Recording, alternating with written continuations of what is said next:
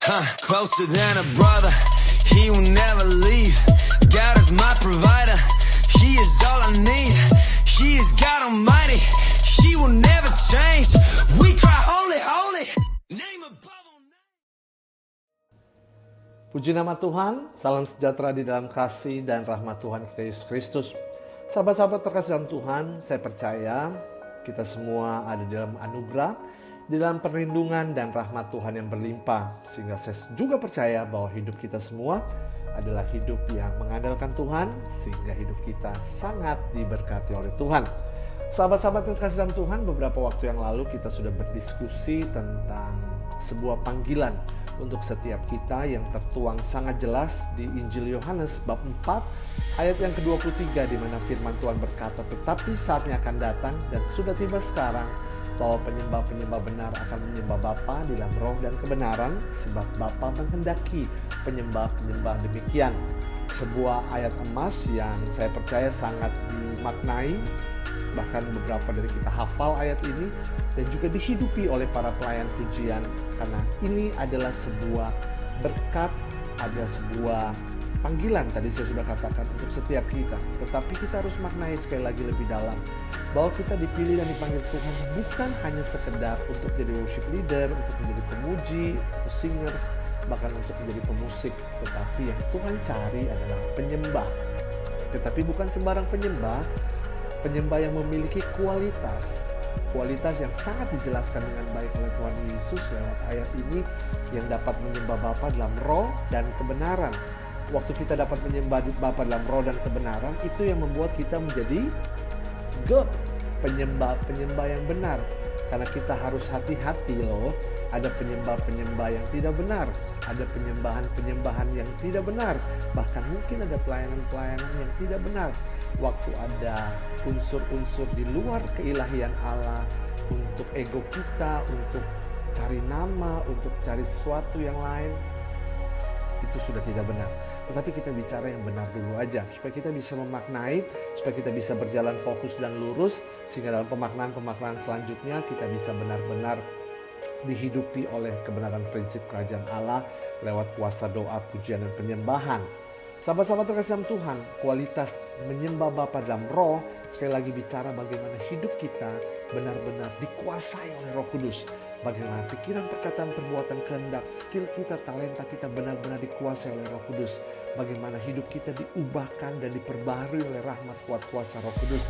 Dan biar Roh Kudus benar-benar menjadi Tuhan yang akan selalu menuntun kita untuk melakukan segala sesuatu di dalam jalan-jalannya Tuhan, di dalam kebenaran Tuhan, di dalam prinsip firman Allah yang hidup. Supaya apa yang kita lakukan, terutama kehidupan, sekali lagi maknai kehidupan seorang penyembah benar-benar kita miliki. Sekali lagi, kualitas hidup penyembah Tuhan harus menyembah Tuhan dalam roh dan kebenaran, supaya kita menjadi penyembah yang benar. Sahabat-sahabat terkasih dalam Tuhan, untuk masuk lebih dalam, untuk menghidupi sebuah kehidupan sebagai seorang penyembah, kita harus melakukan 3 poin.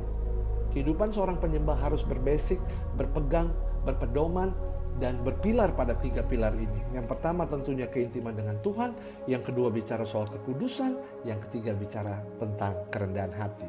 Mari sama-sama kita maknai poin keintiman dengan Tuhan.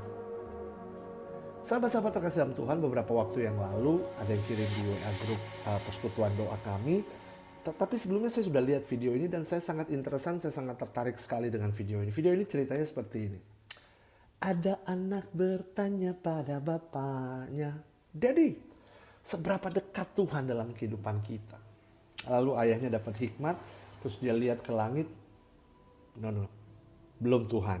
Ada pesawat lewat. Dia bilang, "Nak, kamu lihat deh, itu pesawat. Pesawatnya besar atau kecil?"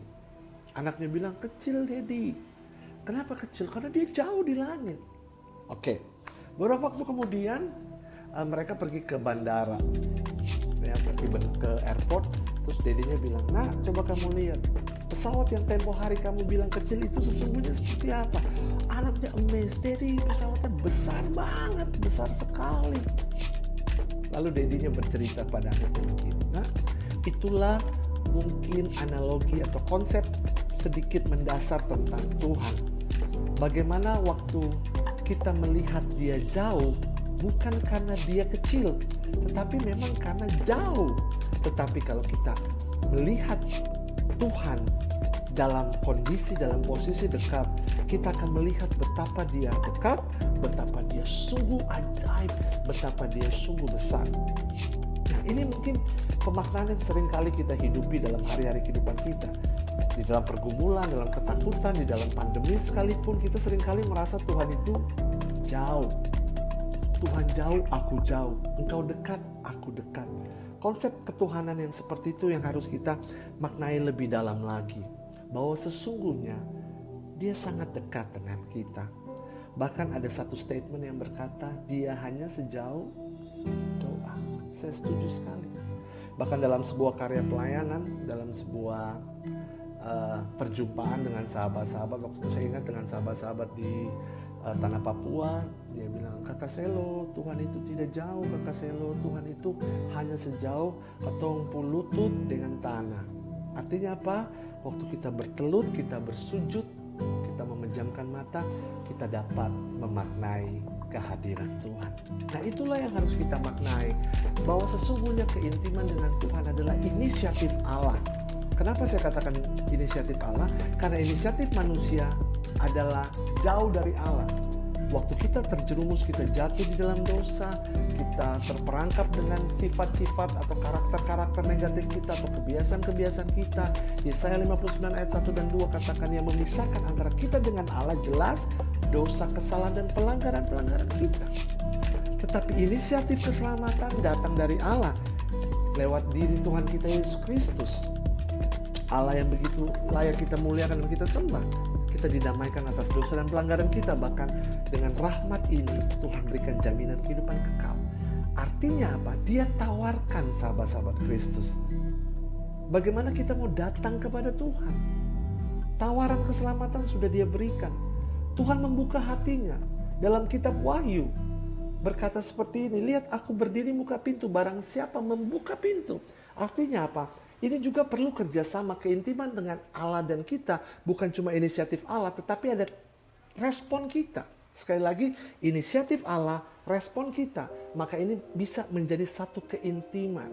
Yohanes 15 ayat 5 dengan jelas katakan, Kulah pokok anggur dan kamulah ranting-rantingnya. Pokok anggur yang benar dan kamulah ranting-rantingnya. Barang siapa tinggal dalam aku dan aku dalam dia, akan berbuah banyak. Artinya apa? Waktu ada inisiatif dari Allah dan kita meresponnya, maka itu terjadi sebuah hubungan, relationship. Dan keintiman dengan Allah, mohon maaf sahabat-sahabat terkasih dalam Tuhan, itu jauh melebihi daripada keintiman pasangan suami istri sekalipun. Karena Allah menciptakan kita dengan seluruh keberadaan hidup kita. Dialah pribadi yang paling mengenal hati dan hidup kita. Dia tahu. Dia sudah menawarkan, namun seringkali kita tidak bisa. Bukan tidak bisa, kadang tidak mau. Bisa. Tapi kadang kita nggak mau, kita bilang Tuhan terlalu sibuk. Tuhan, aku lagi. Come on. Udahlah, itu udah nggak zamannya lagi, udah nggak applicable di zaman ini. Zaman ini adalah membangun sebuah kehidupan seorang penyembah dan kita harus respon apa yang Tuhan berikan kepada kita. Carilah dahulu kerajaan Allah dan kebenarannya, maka semuanya akan Tuhan tambahkan kemudian. Artinya apa? Bukan cuma inisiatif dari Tuhan, tetapi juga ada respon dari kita. Seperti kita tahu dalam kitab Perjanjian Lama, untuk masuk ke dalam ruang Maha Kudus Allah, itu diperlukan pribadi-pribadi yang benar-benar disucikan dan dikuduskan. Imam-imam harus benar-benar suci untuk masuk ke ruang Maha Kudus Allah, untuk berjumpa dengan Allah. Hanya yang kudus, hanya imam-imam yang diperuntukkan menurut kitab Perjanjian Lama. Tetapi dengan karya penebusan, karya salib Tuhan, kita juga tahu kisahnya. Tabir bait Allah terbelah dua. Kita bisa melihat tabut perjanjian Allah. Kita bisa masuk ke sana karena darah anak domba Allah. Artinya apa sahabat-sahabat terkasih dalam Tuhan? Bagaimana kita benar-benar harus datang dan mencari Tuhan. Harus membangun sebuah kehidupan yang dekat, melekat, nempel dengan Tuhan. Cari Tuhan, saudara. Yang saya sangat interesan, agak unik sih sebenarnya, karena satu kebaikan Tuhan, seperti yang teman-teman lihat, saya pakai baju Our Komodo gitu ya, bukan Mi Komodo, bukan. Saya bukan Komodo, tapi Our Komodo. Beberapa waktu yang lalu kami ya sedikit refreshing lah, pergi ke Labuan Bajo dan ada main-main ke Pulau Komodo.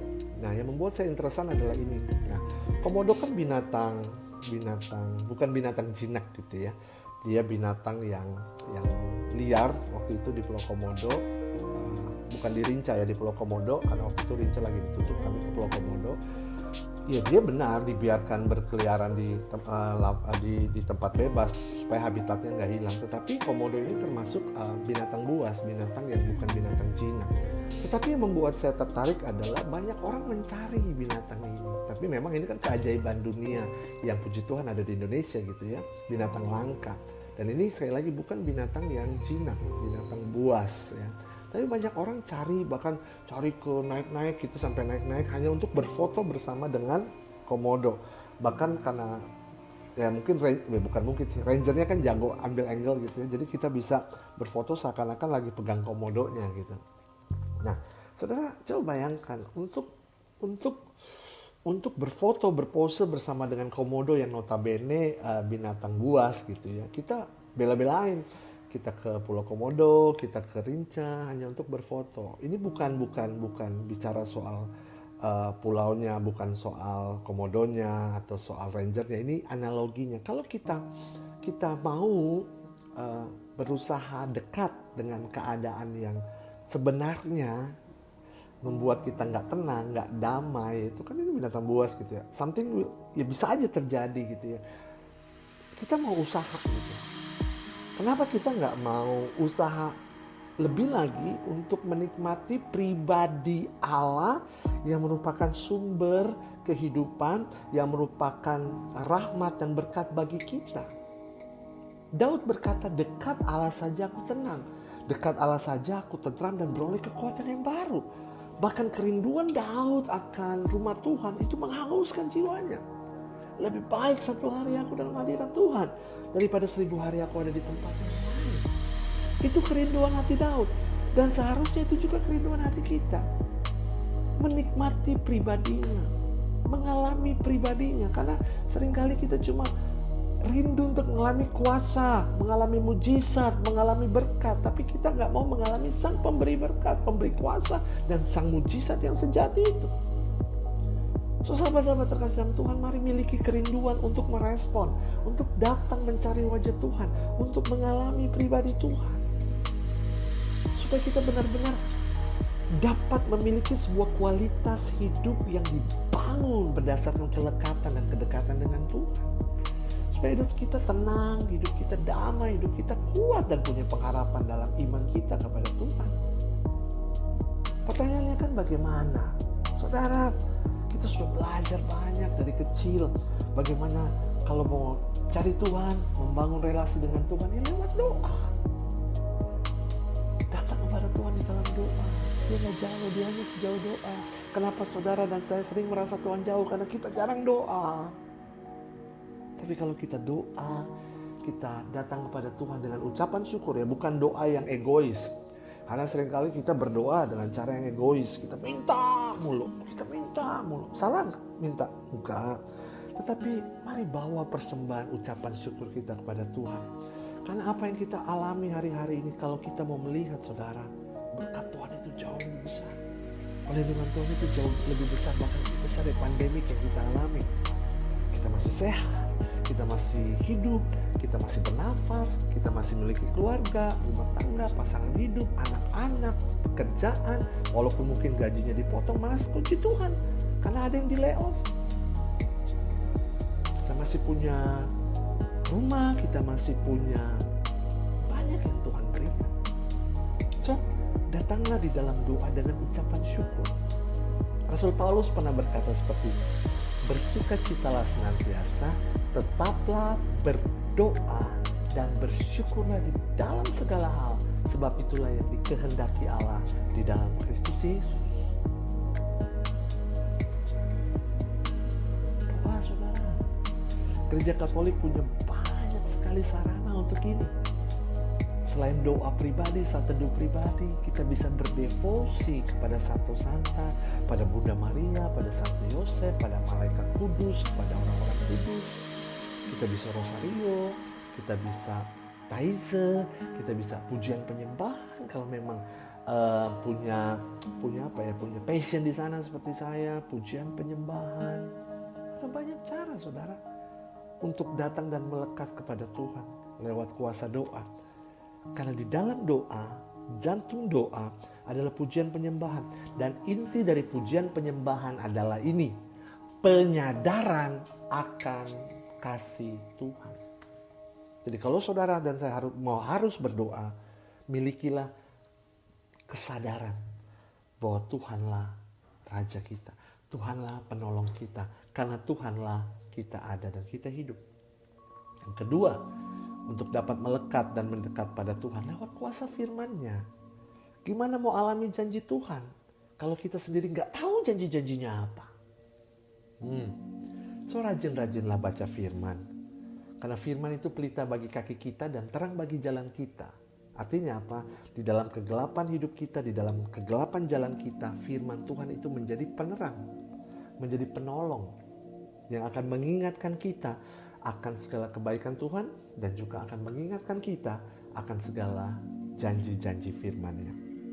Kalau kita mengimani dan mengamini tentang janji firman Tuhan ini, percayalah janji firman Tuhan ini akan hidup dalam diri kita. Yang ketiga, saat teduh pribadi, milikilah waktu untuk memuji Tuhan secara pribadi, pujian penyembahan secara pribadi, bernyanyi memuliakan Tuhan. Ya, Kak, ada yang nanya, Kak, kalau saya mau memiliki waktu saat teduh pribadi pagi hari, kalau disuruh nyanyi, saya tidur nggak sendiri, saya tidur sama adik-adik. Apakah harus nyanyi dengan suara yang lantang? Saudara, kita juga harus berhikmat. Ini nyanyi pelan aja kan enggak. Kalau kita nyanyi seperti ini, ku bersyukur Bapa, ku bersyukur. Saya yakin gak akan ngebangunin orang-orang sekitar saudara.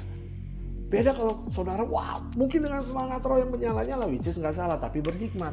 Saudara nyanyi, ku bersyukur Tuhan. Kenceng banget kan? Bisa jadi kamu dilempar bantah oleh adik kakak, pasangan hidupmu, karena nyanyinya gak berhikmat. Memuji Tuhan bukan soal volume suara, tetapi isi hati yang penuh dengan kasih yang mau dipersembahkan buat Tuhan.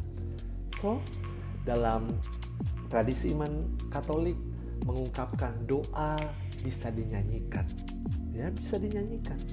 Saudara lihat kehidupan berliturgi. Kita bisa berdoa lewat lagu, kita bisa memperkatakan firman Tuhan lewat lagu, ya. Dalam tradisi iman juga kita lihat lagu-lagu pujian penyembahan itu bisa kita pakai untuk kita benar-benar masuk dalam hadirat Tuhan. Dan yang keempat, sebagai puncak kehidupan seorang Kristiani yang mengimani Yesus, bertumbuh berakar di gereja Katolik, Ekaristi adalah kehidupan kita.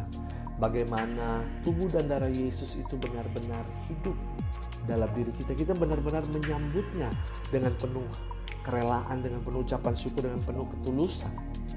Bagaimana itu bukan simbol, tetapi benar-benar Yesus yang hadir secara nyata lewat perayaan syukur Ekaristi. Betul, hari-hari ini kita Ekaristi secara online, tetapi juga kita mau mengimani dan mengamini. Saat gereja-gereja pada tutup karena pandemi, Yesus hadir tepat berdiri di depan televisimu, di laptopmu, di tabletmu, di handphonemu. Dia mencari engkau untuk memanggil engkau untuk masuk dalam kerahimannya yang kudus dan mengalami hadirnya Tuhan yang sungguh luar biasa. So, sahabat-sahabat terhadap Tuhan, mari hidupi kehidupan doamu lebih lagi. Mari hidupi kehidupan baca firman-Mu lebih lagi. Mari bangun saat teduh pribadi. Jangan malas, saudara, karena Yesus tidak pernah malas untuk mencintai kita. Dan tentunya lewat perayaan syukur Ekaristi, kita mengalami surga yang turun ke bumi dengan kehadiran Yesus secara nyata lewat tubuh dan darahnya. Dan waktu kita melekat, kita tinggal dalam sang pokok anggur yang benar. Ingat janji firman Tuhan. kehidupan kita akan berbuah banyak. Artinya apa? Kehadiran Tuhan yang tidak dipengaruhi oleh keadaan hati saudara.